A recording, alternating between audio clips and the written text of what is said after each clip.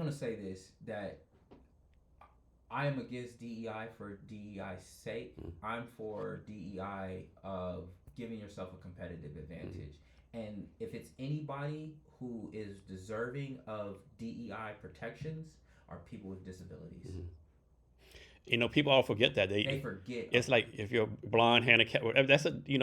Yeah, you're right. That should be the number one thing, that right? should be the That number should be on one the top of the thing. list. Yeah. The number one thing. People with disabilities. So physical disabilities, mental disabilities, things like that. Those are the people. Those are the people who had.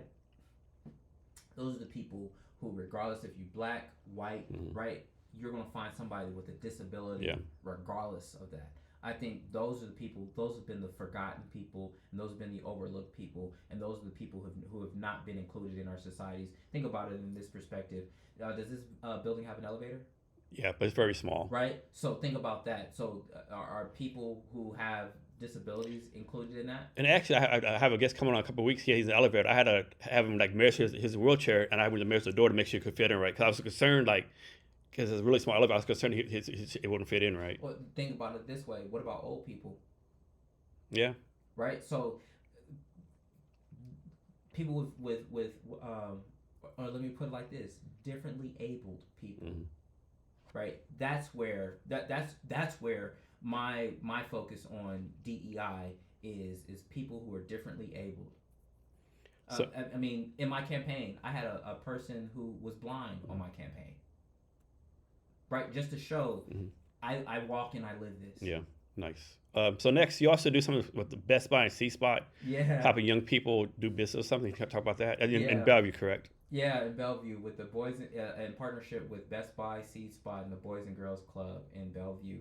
I teach entrepreneurship. I teach entrepreneurship class to teenagers and give them some life lessons. And right now, their final project is supposed to be sometime in May.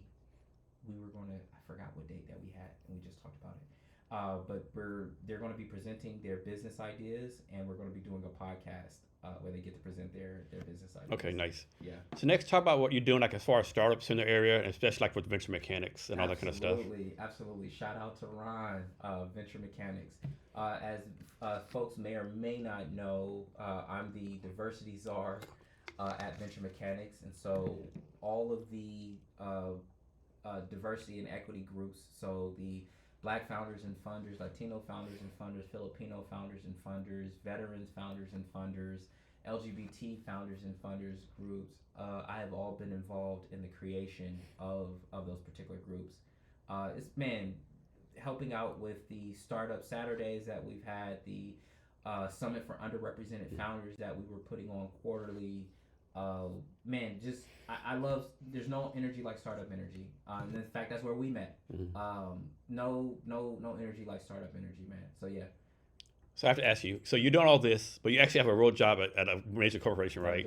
And I'm presumed that you're an overachiever there too. You're probably working 40, 50 hours a week there, doing like great things, and you're still doing all this other stuff, right? Yeah. Like, so you don't sleep, like you have an AI agent doing stuff for you. What's going on here? I have an AI agent that helps me do some of these things, and I've been cutting back on some of the things that I do so I can really focus in and hone in on my dreams. Okay. But yes, I do work for a major company.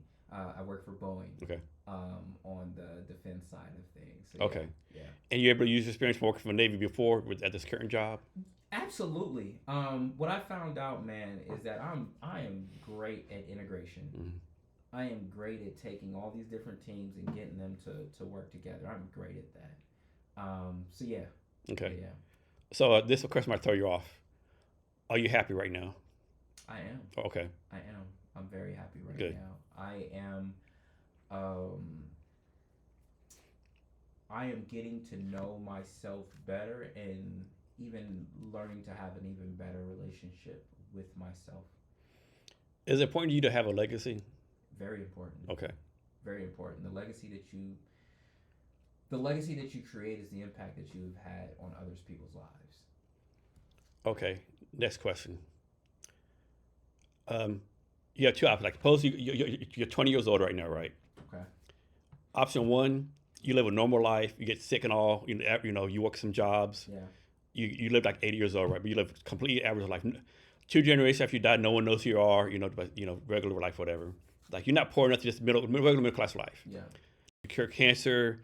Like you're successful. You're a combination of Elon Musk, Albert Einstein. Everything works perfectly. You never get sick.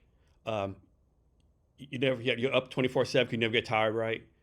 When you die, everyone will know you for the rest of the time, but you die at 50. Which one do you pick? I'm picking whichever one where the Lord says, "Well done, my good and faithful servant." Okay. Wait, not to answer the question. That's the way. That's the one that I'm choosing. Okay. That's the one that I'm choosing. And my pride and my ego wants me to say, everything I turn touch the goal, right? Touch the goal, and people know me, right? The other part of it is the one where it's where I'm 80 and nobody, that. Well, You're who 80. doesn't remember You're me? 80 in some nursing home. Who doesn't remember me? Yeah. Does my family remember me? Do I have an impact with my family? Right, and those that I love the most and that care the most about me. So you're the first person to answer